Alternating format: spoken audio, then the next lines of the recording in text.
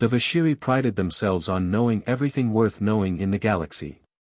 Their crystalline observation posts scattered across thousands of star systems recorded and analyzed every meaningful development among spacefaring races.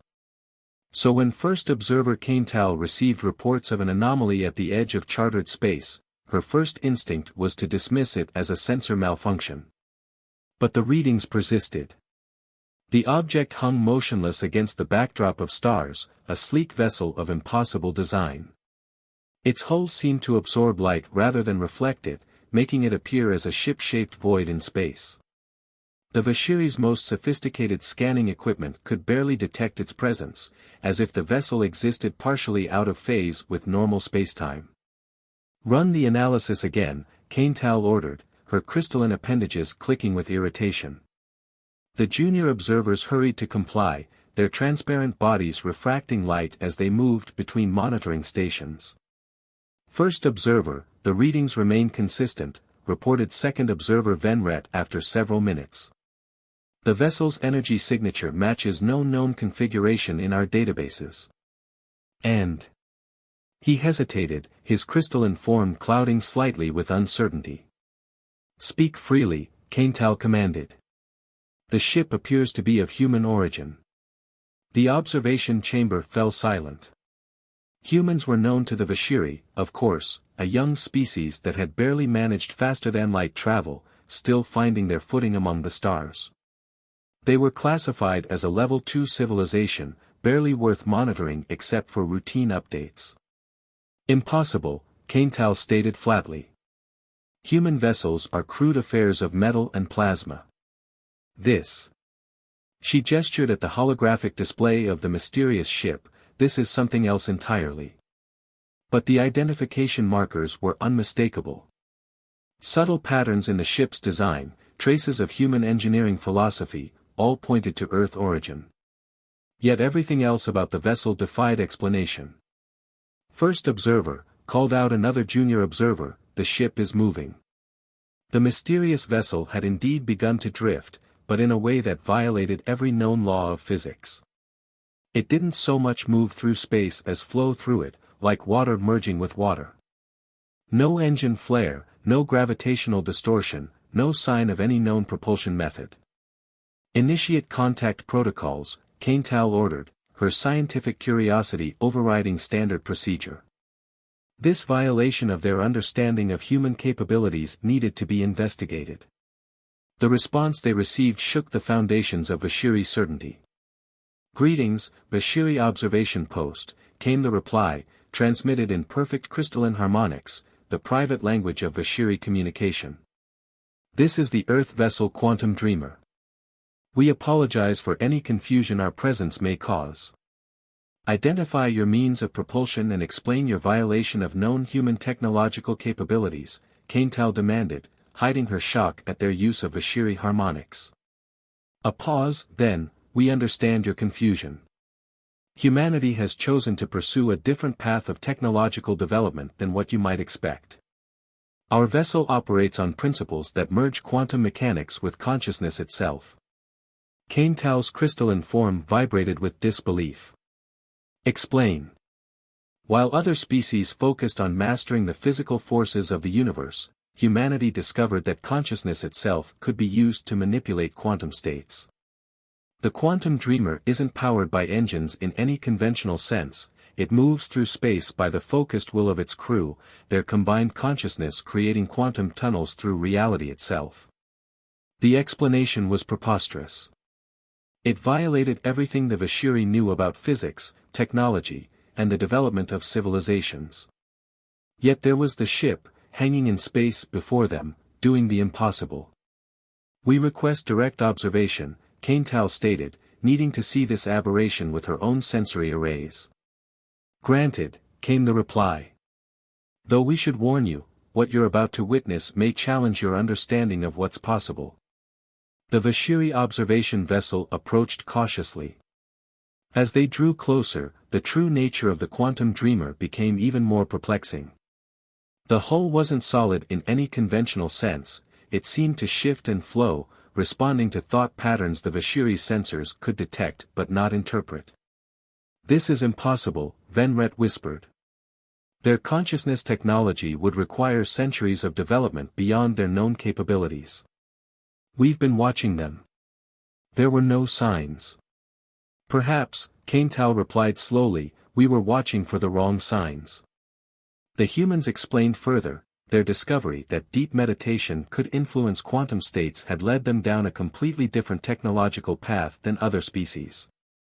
While the rest of the galaxy focused on manipulating matter and energy directly, humans had learned to do so through the intermediate step of consciousness itself. The Quantum Dreamer was their first deep space vessel using this technology. Its hull was a crystalline matrix that responded directly to the focused thoughts of its crew. Its movement through space was accomplished by the crew collectively visualizing their destination and willing the quantum structure of space itself to accommodate their passage. As Caintal watched, the vessel demonstrated its capabilities. It phased partially out of normal space, became temporarily intangible, then reappeared 1,000 kilometers away, all without any conventional sign of propulsion or energy expenditure. "Our understanding of human development must be completely reassessed," Caintal announced to her crew. "We have been measuring their progress by our standards, looking for advancements in fields we understand. Meanwhile, they have developed something entirely new." The implications were staggering. If humans had managed to develop this technology without the Vashiri noticing, what else might they be capable of? The entire balance of power in the galaxy might be shifting without anyone realizing it. "We should notify the High Council immediately," Venret suggested. "No," Caintal decided. "First, we observe. We learn. The humans have shown us that our understanding of what's possible is far too limited. Before we do anything else, we need to expand our minds." The Quantum Dreamer hung in space before them, a testament to humanity's ability to find entirely new solutions to the challenge of spaceflight. It represented not just a technological advancement, but a fundamental shift in how a species could interact with the universe itself. The age of certainty was over. The age of wonder had begun. Word spread quickly through the crystalline networks of the Vashiri observation fleet. Within hours, dozens of their shimmering vessels had gathered at a respectful distance from the Quantum Dreamer, their sensors straining to understand its impossible nature. First observer Caintal found herself managing not just a first-contact situation, but a fundamental challenge to everything her species believed about technological progress. "Your vessel," she transmitted to the human ship, "we must understand its development.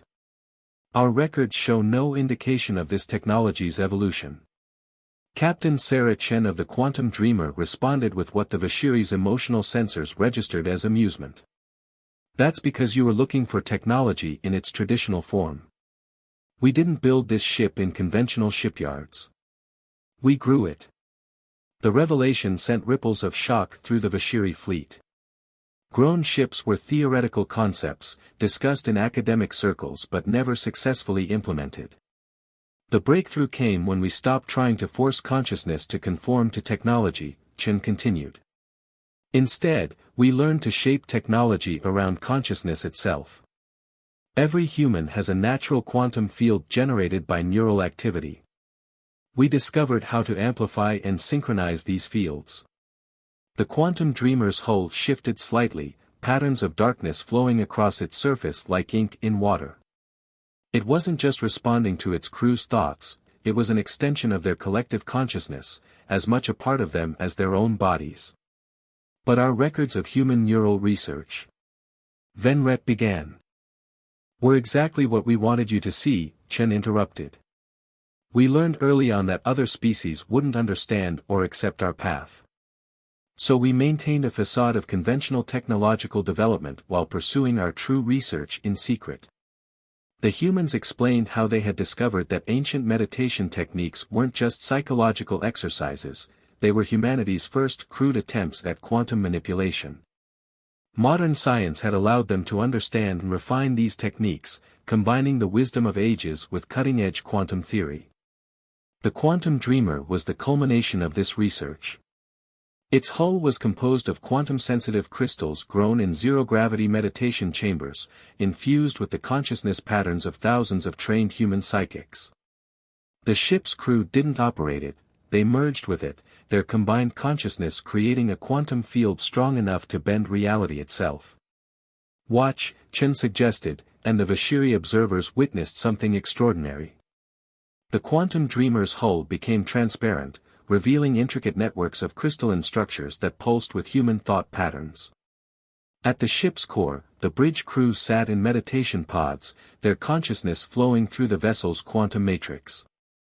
They weren't just piloting the ship, they were the ship. "The physical structure you see is just a framework," Chen explained. "The real ship exists in the quantum realm, shaped by our collective will. We don't fight against the laws of physics, we dream new ones into being."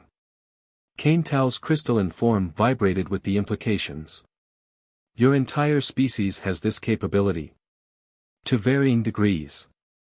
Some humans have stronger quantum fields than others.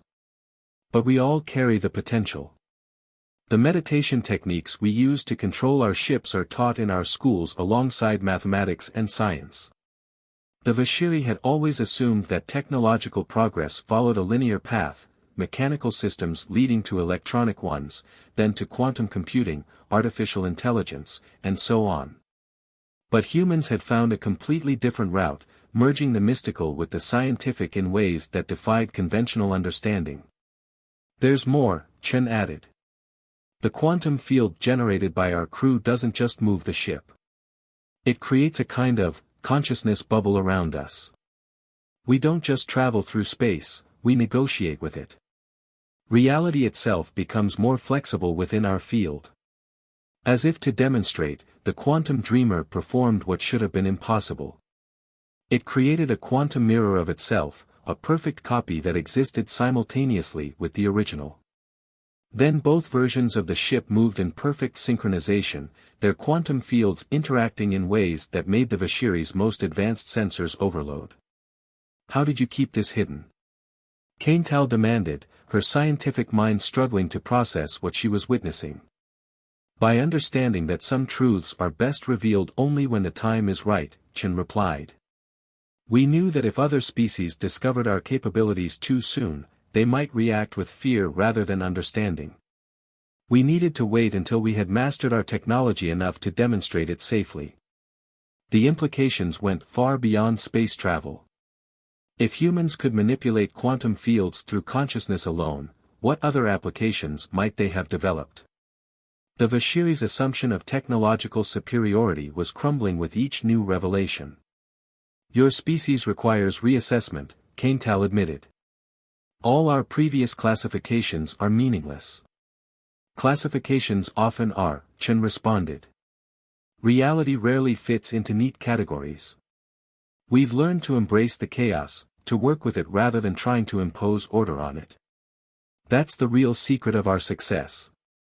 As the Vashiri fleet continued their observation, more questions arose than answers. The humans had not just advanced along an unexpected path, they had fundamentally changed what was thought possible. Their technology wasn't just different, it represented a new paradigm of existence itself. The age of certainty was indeed over, but what would replace it remained to be seen. The quantum dreamer hung in space like a promise and a warning, a testament to humanity's ability to dream beyond the boundaries of conventional wisdom and make those dreams reality. The crisis arrived without warning. While the Vashiri fleet studied the quantum dreamer, their long-range sensors detected a massive energy surge from a nearby star system. The Krell, a notoriously aggressive species known for their raids on developing worlds, had launched an attack on the peaceful Meridian colony. "We've detected it too," Captain Chen transmitted before the Vashiri could send a warning. "The Meridian colony has no defensive capabilities.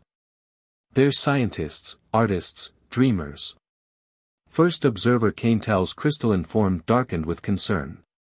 "The nearest defense fleet is 3 days away at maximum speed. The Krell will have already." She stopped as she noticed the quantum dreamer's hull beginning to pulse with new patterns. "We can help," Chen stated simply. though doing so will reveal capabilities we had hoped to keep private for a while longer. The human vessel's surface rippled like dark water under starlight.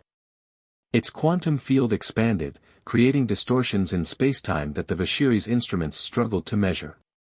Then, without any visible propulsion, it simply ceased to be where it was and appeared near the Meridian colony, a journey that should have taken hours accomplished in mere seconds. The Krell attack fleet, a dozen heavily armed warships, had already begun their approach to the colony. Their angular vessels, bristling with weapon arrays, presented a stark contrast to the Quantum Dreamer's fluid form. "This is Captain Sarah Chen of the Earth vessel Quantum Dreamer," she broadcast on all frequencies. "The Meridian colony is under our protection. Withdraw immediately." The Krell responded with their typical aggression, a full barrage of antimatter torpedoes and plasma cannons. What happened next changed the Vashiri's understanding of warfare forever. The Quantum Dreamer didn't dodge or raise shields in any conventional sense. Instead, the space around it seemed to fold, creating quantum mirrors that reflected the Krell weapons back upon themselves. But more than that, the human vessel's consciousness field expanded to encompass the entire battlefield. Reality, Chen had explained earlier, is more malleable than most species realize. With enough focused consciousness, even its fundamental laws can be negotiated. The Krell discovered the truth of this as their weapons simply ceased to exist, transformed by the Quantum Dreamer's field into harmless light. Their ship's engines suddenly found themselves trying to push against space that had become as solid as steel, while the space around the Meridian colony rippled with protective quantum barriers. "Final warning," Chen transmitted. "Your weapons cannot harm us, and we would prefer to avoid demonstrating our offensive capabilities." The Krell commander, watching his most powerful weapons dissolve into nothing, made the mistake of believing that brute force could overcome any defense. He ordered his entire fleet to concentrate fire on the single human vessel. The Quantum Dreamer's response demonstrated why humanity's path of development was so fundamentally different from other species. The ship's quantum field didn't just protect it, it reached into the very fabric of spacetime and began to rewrite local physics itself. Cain Tao, watching through her fleet's sensors, saw reality twist in ways that defied explanation. The Krell weapons fired, but their energy was caught in quantum loops, transformed, and redirected. Space itself seemed to ripple and fold, creating patterns that the Vashiri's most advanced computers couldn't analyze. Then the Quantum Dreamer moved. Not through space, but with space, pulling the fabric of reality around it like a dancer manipulating ribbons. The Krell fleet found themselves entrapped in quantum knots, their ships bound by altered physics that their engines couldn't overcome. "We don't want to harm you," Chen transmitted again. "But we cannot allow you to harm others. Choose wisely." The Krell, faced with technology that seemed indistinguishable from magic, finally made the wise choice. Their fleet retreated, leaving behind only confused sensor readings and shattered assumptions about human capabilities. As the quantum distortions faded, Cain Tao received another transmission from the Quantum Dreamer. "Now you understand," Chen said, "why we kept our true capabilities hidden. Power like this, revealed too soon, could destabilize the entire galaxy." The Vashiri observer had to agree. Her species had always believed that technological superiority came from better engines, stronger weapons, more advanced computers. But humans had discovered something far more fundamental, the ability to work with the quantum nature of reality itself. "Your protection of the Meridian colony," Cain Tao noted, "it wasn't just about saving them, was it?" "No," Chen admitted. "It was also about showing you, and through you the galaxy, that humanity is ready to take its place among the stars. Not as conquerors or even competitors, but as guardians of a different way of thinking about reality itself." The Quantum Dreamer returned to its position near the Vashiri fleet, its hull once again calm and dark. But now every observer knew that beneath that surface lay power that could reshape reality itself, power wielded not through technology alone, but through the focused consciousness of its human crew. The galaxy would never be the same. The Vashiri High Council had convened an emergency session, their crystalline forms refracting light in patterns that reflected their agitation. First Observer Kaintal stood before them, her sensor data streaming directly into their collective consciousness as she reported on the Quantum Dreamer's demonstration of power. Impossible, declared High Counselor Zaran, their form clouding with skepticism. What you describe violates every known law of physics. With respect, High Counselor, Kaintal responded, perhaps our laws are incomplete. The chamber hummed with uneasy harmonics as Kaintal shared the full sensor recordings of the human vessel's confrontation with the Krell. The council watched in silence as reality itself bent to human will, as weapons that could shatter planets were transformed into harmless light. They hide more than they show, Kaintal continued. Captain Chen admitted as much. What we witnessed was carefully controlled, deliberately revealed. The true extent of their capabilities remains unknown. The implications sent shockwaves through the council. The Vashiri had always measured civilizations by their mastery of energy, their computational power, their ability to manipulate matter. Humanity had simply ignored this established path, finding instead a way to speak directly to the quantum foundation of reality itself. We must know more, declared another counselor. Send a research fleet. Study their technology. Understand how they've achieved this. But Captain Chen's voice, transmitted directly into the council chamber, interrupted their planning. We've been monitoring your discussion, she said, the quantum dreamer somehow maintaining its quantum communication link across vast distances. And you're still thinking in old paradigms. The council chamber crystallized in shock. No species had ever penetrated their secure communications so easily. You can't study our technology the way you study engines or weapons, Chen continued. What we do isn't about manipulating external forces. It's about understanding that consciousness itself is a fundamental force of the universe, as basic as gravity or electromagnetism. Through their quantum link, the humans shared deeper insights into their development. They showed how ancient human practices of meditation and mindfulness had contained the seeds of their current power.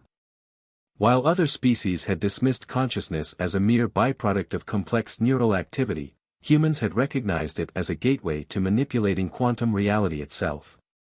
Your civilization's greatest strength, Chen explained, has become your limitation.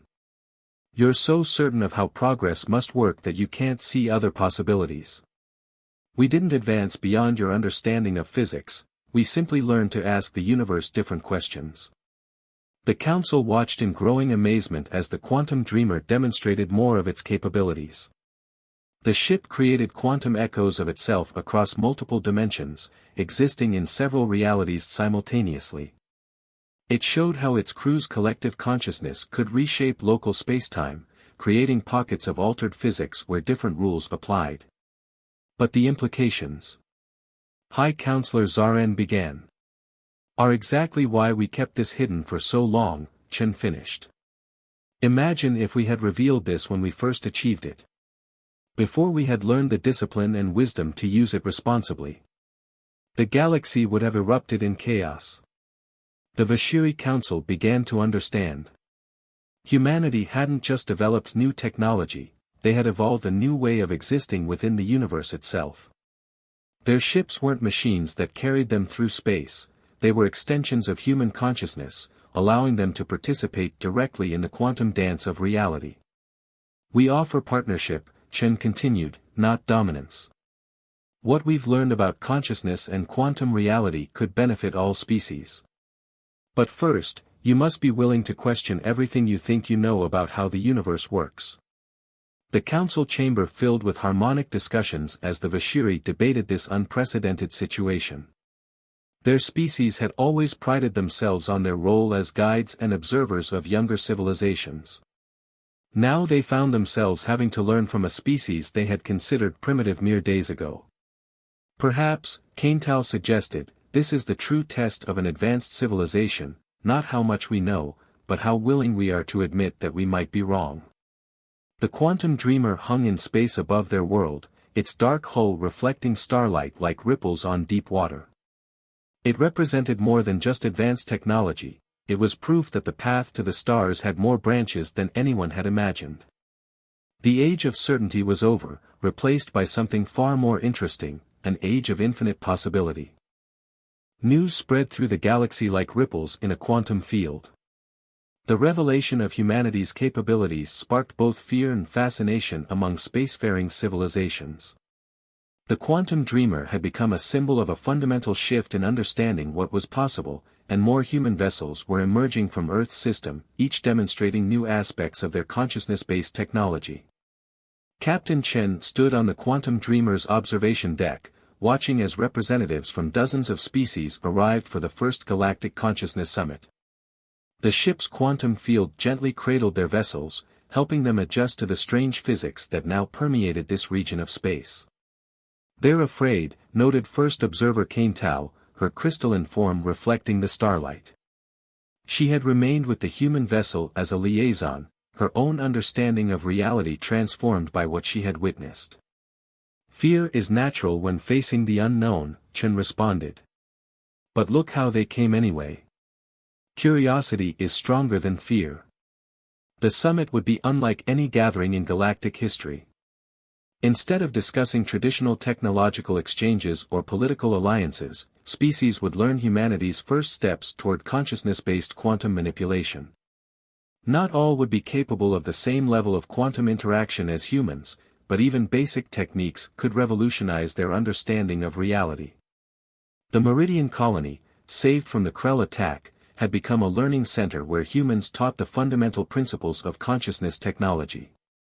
Scientists and mystics from across the galaxy worked together, breaking down the artificial barriers between spiritual and scientific understanding. "We're recording unprecedented quantum harmony patterns," reported Dr. James Liu, the Dreamer's chief consciousness engineer. "The gathered species' collective consciousness is creating ripples in reality itself. They're learning faster than we expected." The Krell, surprisingly, were among the most dedicated students. Their aggression, once directed at conquest, was being channeled into mastering the discipline required for quantum consciousness work. They discovered that their intense focus, properly directed, made them particularly adept at certain aspects of reality manipulation. "The galaxy is changing," Kane Tao observed. "Not through force or technological superiority, but through understanding." Chen nodded, watching as another ship phased into reality nearby, this one a joint project between human and Vashiri engineers. Its hull crystalline like the Vashiri but flowing with consciousness-reactive patterns like human vessels. The first of many such collaborations. "We never wanted to dominate," Chen explained.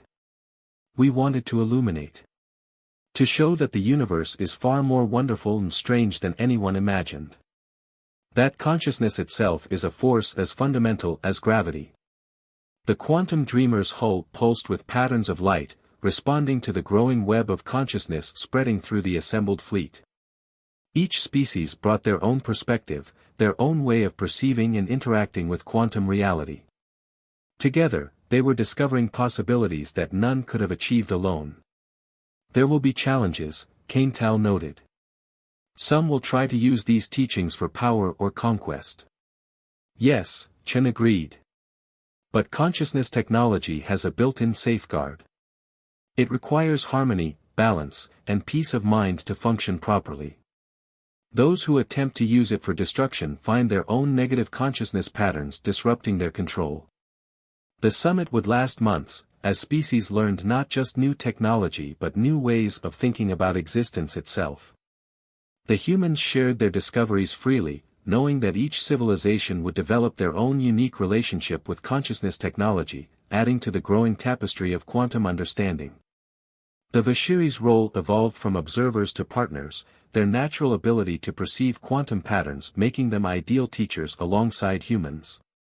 Their crystalline technology merged seamlessly with consciousness interfaces, creating new hybrid systems that neither species could have developed alone. As the gathering concluded, the assembled ships performed a synchronized consciousness meld, their combined quantum fields creating a display of impossible beauty. Space itself seemed to sing with patterns of light and energy, a demonstration of what was possible when species worked in harmony. This is just the beginning, Chen said, watching the demonstration. We've taken the first steps toward understanding reality as it truly is, not a collection of fixed laws, but a dance of consciousness and possibility. The quantum dreamer's dark hull reflected the lights of 1,000 ships, each now carrying a spark of new understanding back to their homeworlds. The age of consciousness technology had begun, and with it, a new chapter in galactic history. Reality itself waited to see what they would dream next.